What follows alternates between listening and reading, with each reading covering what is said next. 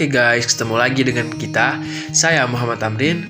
Kali ini saya bersama dengan dua rekan saya, yaitu Muhammad Fibra Baguskoro dan saya Ferdianando Simanulang. Nah, kali ini podcast yang kami bawa yaitu tentang pemikiran seorang filsuf. Nah, kalau kita bicara tentang filsuf nih, tentunya banyak sekali pemikiran-pemikiran yang membuat suatu pembahasan yang mungkin bertentangan dengan agama, di mana kita benar-benar bermain dengan logika yang tidak akan pernah ada ujungnya. Sama halnya dengan pemikiran seorang filsuf yang akan kita bahas kali ini. Nah, sebelumnya, apakah teman-teman sudah tahu siapakah filsuf yang akan kita bahas ini? Nah, benar sekali. Seperti yang tertera di judul video ini, kali ini kami akan membahas tentang seorang filsuf yang cukup terkenal di dunia. Dia juga seorang dokter yang sangat terkenal, yaitu Abu Bakar Muhammad bin Zakaria Ar-Razi. Beliau juga dikenal sebagai Razes di dunia barat, merupakan salah seorang pakar sains Iran yang hidup antara tahun 864 sampai 930. Ar-Razi lahir di Rai, Teheran pada tahun 251 Hijriah atau 865, dan dia wafat pada tahun 313 Hijriah atau 925. Nah, sejak muda, Ar-Razi ini telah mempelajari filsafat dan dunia kesehatan maupun lainnya. Tapi, kali ini yang kami bahas bukan tentang perannya di dunia kesehatan atau kedokteran saja, melainkan pemikirannya tentang kritik terhadap agama-agama wahyu dan kenabian. Nah, teman-teman, dari judulnya saja mungkin teman-teman bisa bayangkanlah gimana logika-logika manusia bekerja. Baik, teman-teman, langsung saja kita masuk ke podcast pembahasan kita kali ini. Harus diakui bahwa akal merupakan substansi yang sangat penting dalam diri manusia. Akal sebagai cahaya dalam hati. Cahaya menurut Ar-Razi bersumber langsung dari zatnya sebagai utusan untuk menyadarkan manusia dari kebodohan. Ar-Razi dikenal sebagai seorang filsuf rasionalis murni. Allah memberi manusia akal sebagai anugerah terbesar. Sebab dengan akal manusia dapat mengetahui hal-hal yang tersembunyi. Dengan akal pula kita memperoleh pengetahuan tentang Tuhan. Akal juga yang membedakan manusia dengan binatang. Segala keputusan melalui pertimbangan akal, serta tidak boleh dihakimi oleh selainnya. Oleh sebab itu, manusia harus memberikan kebebasan terhadap akal dalam segala hal, tidak menyia-nyiakan dan mengekangnya. Jika akal manusia terkekang, maka sama halnya manusia dengan binatang atau orang gila. Ar-Razi juga memiliki kecenderungan empirik dalam memandang seluruh objek filsafat. Karena menurutnya bergantung pada akal adalah hal yang baik. Terkait dengan sikapnya yang terlalu mendewakan akal, ia menolak semua pemikiran yang irasional, sehingga muncul asumsi negatif bahwa Ar-Razi mengingkari eksistensi wahyu dan kenabian. Kemudian, asumsi negatif tersebut dicatat oleh Abu Hatim Ar-Razi dalam bukunya, yaitu Hidup Sezaman dengan Ar-Razi dan Memusuhinya. Akibat memiliki banyak musuh, reputasi Ar-Razi menjadi buruk dan rusak. Menurut Abdul Latif Al-Abdi, asumsi bahwa Abu Bakar Ar-Razi mengingkari eksistensi wahyu dan kenabian didasarkan pada buku Makharik Al-Anbiya yang sering dibaca dalam pengajian-pengajian kaum zindik, terutama Karamitah. Bagian dari buku tersebut terdapat dalam buku A'lam Al-Nubuwah karya Abu Hatim Ar-Razi. Namun buku tersebut tidak pernah ditemukan, sehingga kebenarannya diragukan. Andaikan buku itu masih ada, tentu saja tidak bertentangan dengan buku-buku Ar-Razi sendiri seperti Al-Tib, Al-Ruhani, dan lain-lain. Ar-Razi mengkritik anggapan untuk keteraturan kehidupan manusia. Tak heran jika pendapatnya menimbulkan perdebatan. Pandangannya yang mengkultuskan kemampuan akal menjadikannya tidak percaya terhadap wahyu dan adanya nabi, sebagaimana yang diutarakan melalui bukunya, yaitu Naqdi Al-Adyan Aufil Al-Nubuwah, yaitu kritik terhadap kenabian. Menurutnya, para nabi tidak berhak untuk mengklaim dirinya sebagai orang yang memiliki keistimewaan khusus, baik pikiran maupun rohani, sebab menurutnya semua manusia adalah sama. Bagi Ar-Razi, penerimaan ajaran-ajaran yang dibawa para nabi tak lebih dari sekedar tradisi dan akibat dari kekuasaan yang dimiliki para pemuka agama, dan karena terpengaruh oleh berbagai upacara keagamaan yang menarik perhatian orang yang taraf pemikirannya masih sederhana. Ar-Razi mengemukakan 3 alasan dalam menolak kenabian.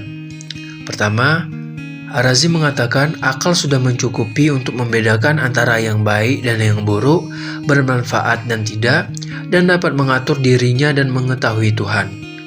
Yang kedua, Ar-Razi mengatakan tidak ada keistimewaan bagi seorang untuk mengatur dan membimbing orang lain. Karena setiap manusia dilahirkan dalam keadaan yang sama, perbedaan manusia bukan karena pembawaan alamiah, akan tetapi karena pengembangan dan pendidikan mereka masing-masing. Yang ketiga, ajaran yang dibawa para nabi saling bertentangan. Mereka pemeluk agama menjunjung tinggi ajaran nabinya masing-masing, sehingga terjebak dalam kefanatikan dan menolak ajaran nabi yang lain. Pada akhirnya menimbulkan pertentangan, bahkan pembunuhan yang berakibat pada kesengsaraan manusia. Namun, pertentangan itu tidak akan ada kalau mereka berbicara atas nama Allah. Memang harus diakui bahwa Ar-Razi memberi perhatian dan kepercayaan yang cukup besar kepada akal. Indikasi ke arah ini dapat dilihat bahwa ia menulis tentang akal pada bab tersendiri dalam bukunya Al-Tib Al-Ruhani. Namun Ar-Razi tidak memposisikan wahyu di bawah akal, serta tidak menafikan kepercayaannya terhadap wahyu. Kasus Ar-Razi ini hampir sama dengan apa yang terjadi pada tokoh pembaharu dari India, Ahmad Khan. Nah, kepercayaan terhadap hukum alam yang merupakan ciptaan Allah menyebabkan Ar-Razi dituduh kafir, padahal ia tidak mengakui kehendak mutlak Allah. Namun yang ia katakan bahwa alam semesta ini diatur dan berjalan sesuai dengan aturan yang sudah ditetapkan berdasarkan kehendak mutlak Allah. Hal ini bertujuan agar umat Islam dapat berpikir rasional, serta berupa mengembangkan ilmu pengetahuan yang berdasarkan pada fenomena tetap yang terdapat pada alam. Dalam hal ini, Ibnu Abi Usaybiyah, seorang penulis sejarah kedokteran sekaligus seorang dokter, menganggap bahwa Risalah Makra Al-Anbiya bukanlah risalah yang ditulis langsung oleh Ar-Razi, melainkan karya yang hanya disebutkan oleh kepada Ar-Razi. Ibnu Abi Usaybiyah berpendapat kemungkinan risalah tersebut ditulis oleh musuh Ar-Razi dengan maksud menjelek-jelekkannya. Pasalnya, Ar-Razi jauh dari sifat seperti tersebut. Terbukti dalam kitab-kitab yang lain terdapat pengakuannya tentang adanya hari akhir dan Khalik yang maha bijaksana. Selain itu, dalam karya lainnya yang berjudul Sir al-Ashrar dan Baru'ul al-Sya'ah, Ar-Razi mengatakan bahwa semoga Allah melimpahkan sholawat kepada ciptaannya yang terbaik, Nabi Muhammad SAW dan keluarganya. Ungkapan lainnya, semoga Allah melimpahkan sholawat kepada syahid kita, kekasih kita, dan penolong kita di hari kiamat, yaitu Muhammad. Mudah-mudahan Allah senantiasa melimpahkan rahmatnya kepadanya. Ia mewajibkan untuk memuliakan para nabi, sebab mereka adalah manusia pilihan yang menjadi pribadi mulia. Beberapa catatan ini menunjukkan bahwa Al-Razi benar-benar seorang filsuf muslim. Jika begitu, maka tuduhan-tuduhan terhadap itu sengaja didengung-dengungkan oleh lawan-lawannya yang tidak senang dengan popularitas yang dicapai Al-Razi. Al-Razi lebih menghargai akal daripada yang lain, seperti penolakannya terhadap kenabian, agama, dan wahyu, karena menurutnya hal-hal tersebut, kenabian, agama, dan wahyu yang menimbulkan peperangan atas nama agama. Lebih lanjut, dalam perdebatan itu, Al-Razi menyampaikan keberatan teoritisnya terhadap kenabian karena baginya bertentangan dengan aksioma-aksioma metafisika dan etika. Sedangkan mereka yang mendukung agama-agama wahyu, salah satunya cara agar manusia mendapat bimbingan penuh dari Tuhan adalah dengan mengirim para nabi. Akan tetapi, bagi Al-Razi, keselamatan ilahi semacam itu tidak sesuai dengan ide kebijaksanaan Tuhan. Sebab yang paling tepat bagi kebijaksanaan yang maha bijak dan maha kasih adalah memberikan inspirasi kepada semua hambanya dengan pengetahuan mengenai apa saja yang bermanfaat atau merusak mereka di dunia ini dan hari esok. Tuhan tak semestinya memberikan keutamaan hanya kepada sejumlah orang saja atas yang lainnya. Ini lebih menyelamatkan daripada dia harus menunjukkan beberapa orang sebagai imam bagi yang lainnya. Dalam pandangan Al-Razi, teologi tidak dapat dipertaruhkan dengan agama-agama wahyu. Jika dikombinasikan dengan sebuah sikap picik yang melekat pada agama-agama tersebut. Kritik Al-Razi terhadap agama-agama wahyu menurut Abu Hatim Ar-Razi berangkat dari perbedaan dasar metode dengan agama-agama tersebut. Hal ini karena mereka yang menganut dan mempelajari agama-agama wahyu mengikuti orientasi pemimpinnya masing-masing. Mereka menolak pendapat atau dugaan yang tidak berdasarkan pada kenyataan dan penelitian rasional mengenai dasar agama, sehingga mereka mentransfer tradisi-tradisi pemimpinnya yang memaksa mereka untuk tidak berekspekulasi tentang masalah-masalah agama dan mengumumkan bahwa siapa saja yang melanggar tradisi yang telah dituturkan akan dicap kafir. Ar-Razi tidak membatasi kritikannya pada pengamatan umum, tetapi juga secara khusus kepada agama Islam. Ia menambahkan bahwa jika masyarakat beragama ditanya tentang bukti yang mendukung agamanya, mereka menjadi marah dan bahkan membunuh orang yang mengajukan pertanyaan ini.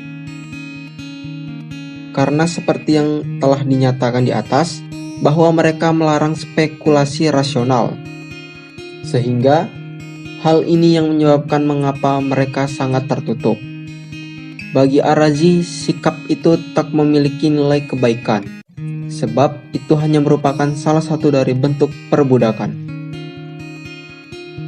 Lebih lanjut, ia mengatakan bahwa mereka, yaitu para penganut agama, mengadopsi metode itu karena dari kebiasaan yang telah berlangsung lama dalam kelompok keagamaannya. Dalam setiap serangannya terhadap sikap anti-rasional di kalangan teolog, bukan berarti Ar-Razi hendak memeriksa satu kelompok dari kaum tradisionalis saja, atau manipulasi tertentu terhadap tradisi. Dari reaksi lawan-lawannya itu, bisa dikatakan begitu kerasnya serangan Ar-Razi terhadap Islam. Walaupun secara khusus memang mengarah kepada agama Islam, namun kritik tersebut sebenarnya juga mengarah pada agama-agama lainnya.